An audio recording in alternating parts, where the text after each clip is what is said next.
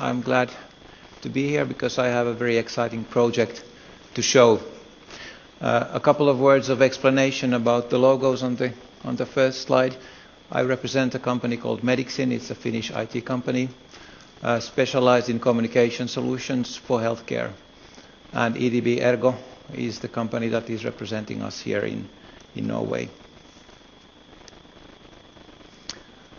This is a project that was run in the city of Helsinki, and I was advised that it would be good to tell a little bit what Helsinki is, since it's not always that well known outside of the country. It is a capital of Finland. Helsinki has about 600,000 people. The capital area altogether is about 1 million people. And Helsinki Health Center is a very big communal healthcare provider. So they have 9,000 employees, 650 of them are doctors. There are 4 million primary care visits per year in the city of Helsinki. And of course they feel all the budgetary pressures that everybody feels in healthcare today. Now the goal here was to try to find out some ways to solve the problem in the equation of healthcare today, that we will not have enough resources, the population is getting older, the needs for care are getting bigger, budgets are not growing, they are being cut. And one idea that would help would be to shift responsibility to the patient, to the citizen, to allow the citizen to independently handle some issues that are today handled by healthcare professionals. And so the first case to try this idea out was screening for chronic disease for people who don't know that they have a chronic disease. There are a lot of people, thousands of people walking around the streets of Helsinki having diabetes without knowing that they have diabetes. So the first task was to find these people, and of course the second was to, even for people who are not right now in a risk group, to educate them and make them understand that prevention is useful. The target group in this project was 5,000 people in the eastern suburbs of Helsinki, in the age group of 45 to 50. Now this is a good age group for looking at that kind of risks, but it's also a very good target group because it's a very difficult one to activate to anything. So what we needed to do then for Helsinki City is to create an e-solution that could handle everything that is required in this kind of a project. And you can see some of the building blocks here, what need to be done by the system, from triaging the patients to reading laboratory values from a laboratory IT system, automatic coaching, follow-up of values and so on. And to actually introduce the project, before going there, I would like to talk a little bit about two new concepts, e-services being layered, so that we have e-services that we call population-based services, targeted to populations, and then we have e-services that are specifically for individual people. And so that I don't forget, we were not the only players in the project, and these are all the people that were involved. You see a lot of logos on the right side about the laboratory systems, the state providing the strong authentication required here. Duodekim is a Finnish publishing company owned by Finnish doctors who provided the content for the automatic coaching in this project and the health questionnaire that we used. And then we did the technical solution and provided our e-concepts to this work. So let's look at population-based services then. In population-based services, we are not interested in one individual, one diabetic or one person having COPD. We are interested in patients as a group. So we target messages to every COPD patient in an area, or every diabetic in an area, or every pregnant woman in her 3rd month of pregnancy. And they all get the same information, the same messages automatically. So it's more like broadcasting. And we have very efficient means to do that. We can use automatic voice phone calls for the elderly. We can use text messaging for people in active age. And this makes it very affordable. And then the other group of solutions are solutions that we create for individual people. And you see immediately the richness of the communication needs. So we are showing here, for instance, an automatic blood pressure monitoring system for home care. Of course, you can have the same thing for practically any measurement. There are a lot of questionnaires that need to be done. They can be done using voice or mobile phones. There is automatic health coaching we can do, all kinds of reporting.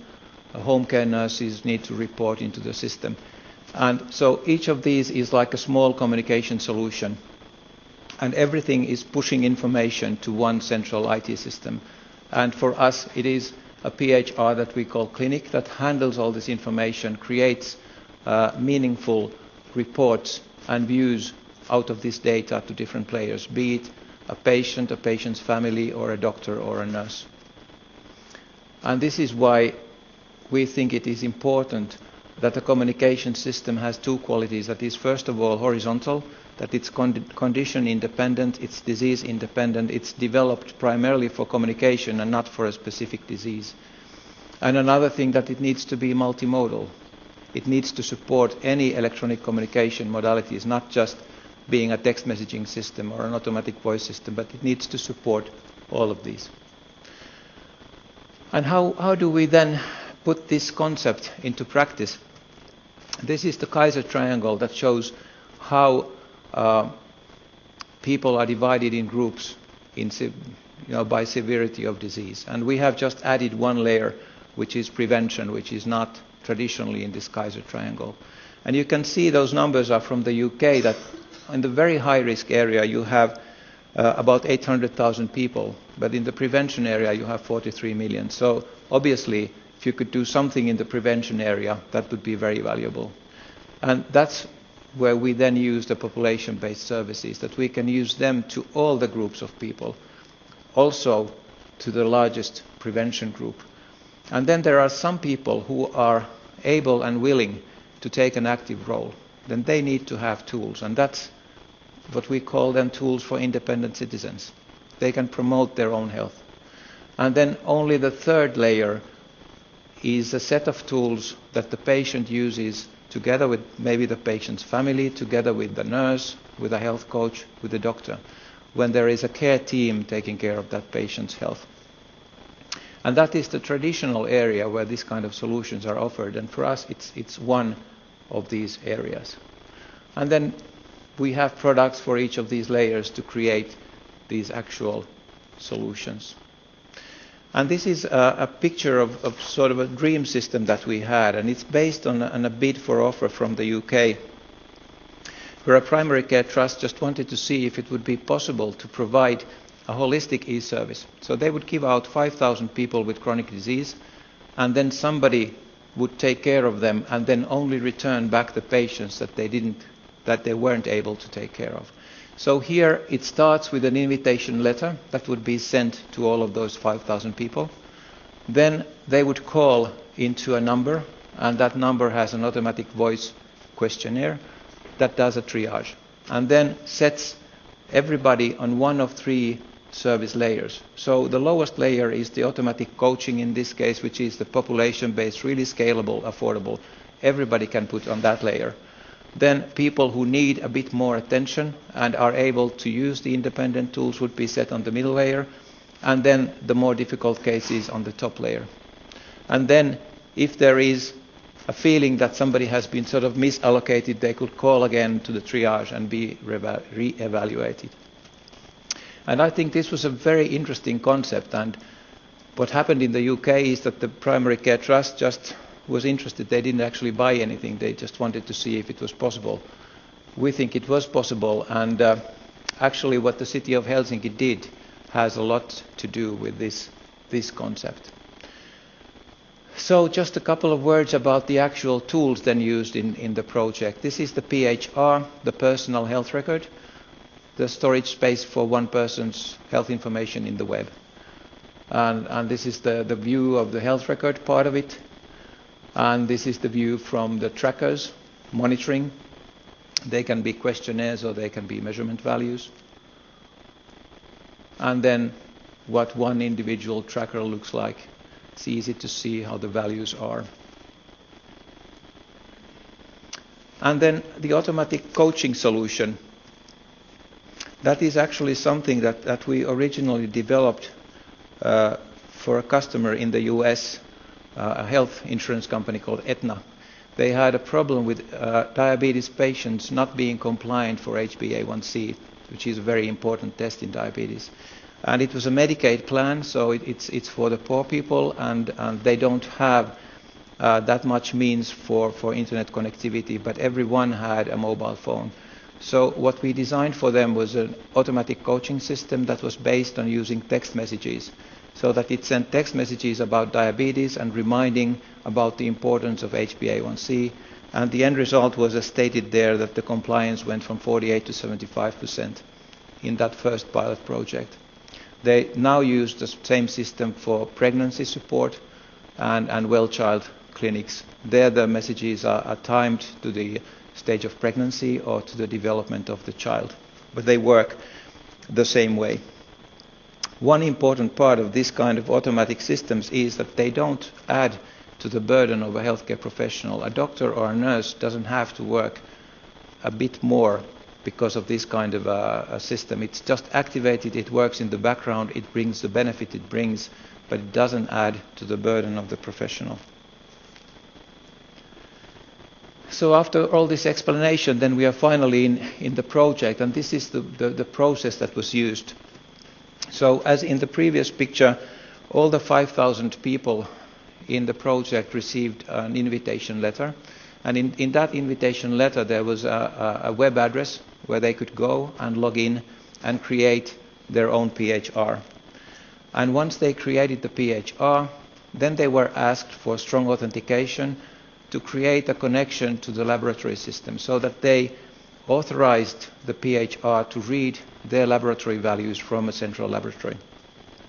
And then they were allowed to print out a remittance to the laboratory. So with that piece of paper they printed out, they could go to the lab and they could have blood sugar and cholesterol measurements done. And then when the results were ready, they were automatically put into that patient's PHR. Then he went in there and then he was triaged based on these values. If the values were clearly high, then he was recommended to be in contact with the health center, with his healthcare provider. If they were high but not very high, we started automatic health coaching.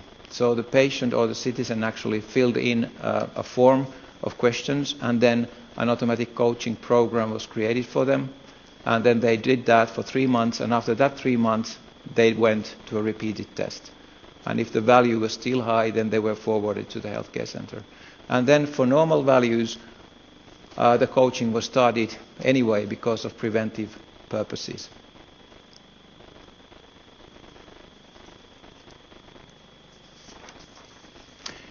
These are the categories that were used, or the limiting values of the categories that were used in the triage. And these are the numbers then, the results.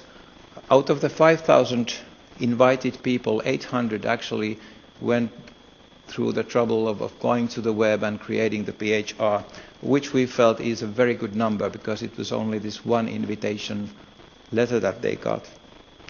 Out of those 800, 504 visited the laboratory. And if we look at blood sugar, which is the most important item here, 45 people had an elevated blood sugar value. And then, depending on what you want to compare that to, here are the percentage numbers. And the health coaching was started by 200 users. So everybody in the project was very happy about the activity of the people. That we got a very difficult target group to move, and a high percentage of them to go through the whole process. Now these are the first results. These are the easy ones to calculate. The more demanding ones will be following. This is a project that is just ending, so we just had time to get the raw numbers, if you will.